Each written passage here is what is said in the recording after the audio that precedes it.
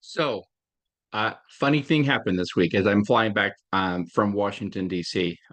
Funny or embarrassing, or maybe both. I'll let you be the judge of that. I had been in Washington, D.C. as a delegate from the state of Kansas, representing the American Retirement Association. I met with Senator Jerry Moran and Senator Roger Marshall talking about retirement plan legislation. And I'm back at the airport. I'm at Reagan, and we're waiting to fly back to Kansas City, and the flight is really delayed, like over 4 hours delayed. And after 4 hours, you kind of start talking to the people around you. This one person next to me, she was in HR, and we're visiting, and then she asked me a question, and this is where it got really weird. Okay, so I'm holding a backpack, and I've got stuff in my hand, like this actually, and she says to me, she says, "Is your book any good?"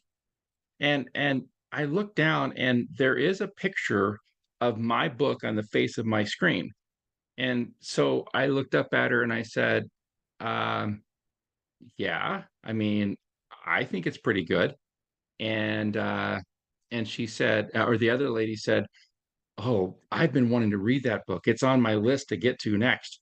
And I was like, "That's great." I mean, it's been approved by the National SHRM organization for CE credit if you have your SHRM degree. And I mean, they were really impressed at this point. And so, but I'm still thinking it's a little odd. I mean, it's been a bestseller on Amazon, but it's not exactly a New York Times bestseller.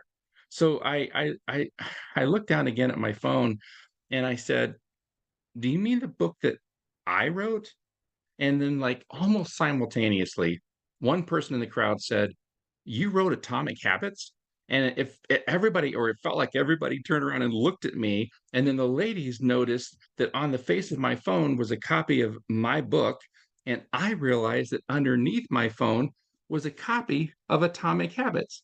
I didn't even realize or remember that Atomic Habits was in my hand, and it, to be fair, it didn't have a book jacket on it, so I don't know how they knew that that was the book that I was holding.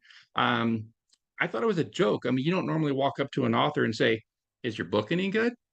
Well, no, it sucks. I mean, of course, the author is going to say that the book is good. So, anyway, everybody had a good laugh about it, and it was kind of embarrassing. And then one of the ladies said, "Well, tell us about your book." I didn't want to talk at that point. I was embarrassed because I didn't realize the book that they were talking about. But I told them about the companies that I interviewed, and I told them about balancing purpose and people and profits and building benefits that kind of love on your people, and I reiterated that it's approved for CE for SHRM. Anyway, the one lady who was in HR, she wrote down the title of the book. Maybe she needed some CE credit. I don't know. And then the other lady, she said her sister was in HR, so she wrote down the title of the book too. But maybe she was just being nice. I mean, to be fair, nobody asked me for my autograph. I'm assuming that if it had actually been like James Clear, the person who wrote Atomic Habits, they might have asked him for his autograph. They were not asking me for my autograph. But hey, just in case you're wondering, I think you should read Atomic Habits. I think it's a great book. I love, my background is behavioral psychology. I love how he uses practical psychology to help build really, really good habits. Oh, and in case you've ever wanted to ask, is my book any good? I think it is. And the royalty checks that I keep getting every month suggest that somebody must think so, or a lot of people need CE credit. I don't know.